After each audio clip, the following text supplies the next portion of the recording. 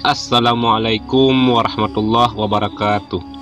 Alhamdulillahirabbil alamin. Allahumma shalli ala Sayyidina Muhammad.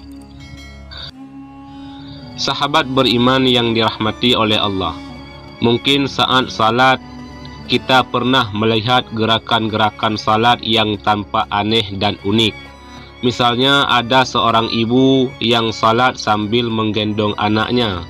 Bahkan ada seorang bapa yang menjaga anaknya dengan mengikatkan seutas tali supaya anaknya tidak berjalan terlalu jauh dan lain sebagainya. Yang jadi pertanyaannya adalah apakah hal tersebut tetap sah salatnya atau harus bagaimana?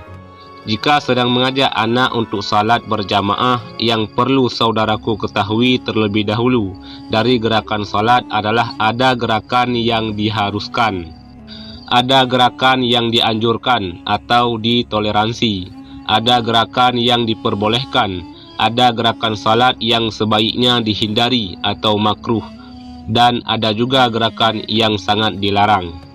Dalam video ini kami akan menjelaskan satu persatu mengenai gerakan-gerakan tersebut, sehingga kita semuanya menjadi paham dan bisa menghindari jika memang perlu dihindari, dan dikerjakan jika memang harus dikerjakan.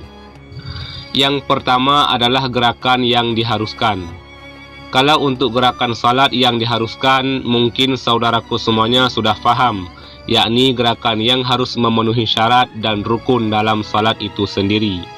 Kemudian yang kedua, gerakan yang dianjurkan. Dan maksudnya adalah gerakan yang mendapat predikat sunnah atau baik apabila gerakan tersebut dikerjakan. Di antaranya adalah meluruskan saf atau barisan dalam salat, merapikan saf, dan mengisi kelonggaran dalam saf. Mungkin hal ini saudaraku juga sudah cukup paham dan dimengerti.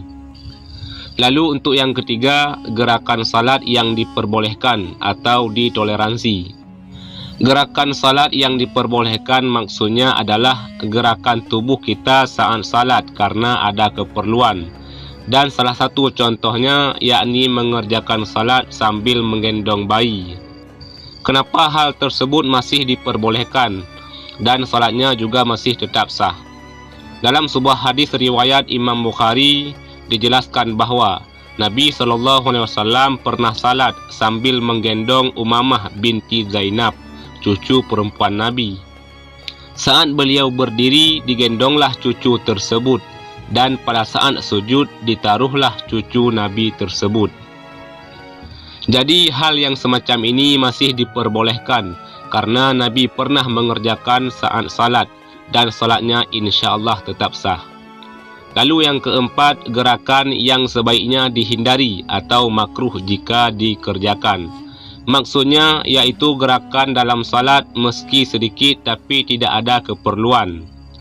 Di antaranya melihat jam tangan, mengorek-ngorek telinga, memasukkan jari ke dalam hidung, mengelus janggut, melirik HP yang sedang ada di bawah, dan gerakan-gerakan lain yang meskipun ringan namun jika dikerjakan secara berulang-ulang akan membuat pahala salat kita menjadi berkurang, dikarenakan tidak ada keperluan yang mengharuskan untuk melakukan gerakan tersebut selagi masih bisa untuk ditunda. Kemudian yang kelima, gerakan yang dilarang. Maksudnya gerakan yang dilakukan secara terus-menerus tanpa ada keperluan. Mungkin gerakan ini sering kita lakukan, akan tetapi kita tidak sadar bahwa kita adalah melakukan gerakan yang dilarang dalam salat. Contohnya adalah gerakan untuk membetulkan posisi kopiahnya bagi laki-laki, membetulkan mukenah bagian kepala berulang-ulang bagi perempuan, lalu gerakan menata sorban tanpa ada keperluan, menggaruk-garuk kepala berulang-ulang, dan gerakan-gerakan lain yang dilakukan dengan jumlah yang banyak. Di kalangan mazhab Syafi'iyah mendefinisikan gerakan banyak yang berulang-ulang adalah gerakan yang dilakukan saat salat lebih dari 3 kali gerakan besar. Misalnya adalah saat kulit kita terasa gatal, lalu kita menggaruk bagian yang gatal tersebut dengan satu jari. Meskipun berkali-kali, namun hal ini masih dianggap gerakan kecil. Akan tetapi jika kita menggaruk dengan kelima jari, maka dianggap sudah mengerjakan gerakan besar dan salat kita menjadi tidak sah ataupun batal. Oleh karena itu, tumakninah dan ketenangan saat beribadah termasuk rukun dalam salat. Jika ditinggalkan, maka salat kita menjadi kurang sempurna, bahkan bisa membatalkan salat. Khusyuklah dalam salat, karena salat merupakan jalan komunikasi kita kepada Sang Pencipta, yakni Allah Subhanahu wa Ta'ala.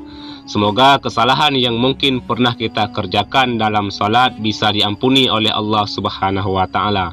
Amin ya rabbal alamin. Wallahu a'lam bissawab.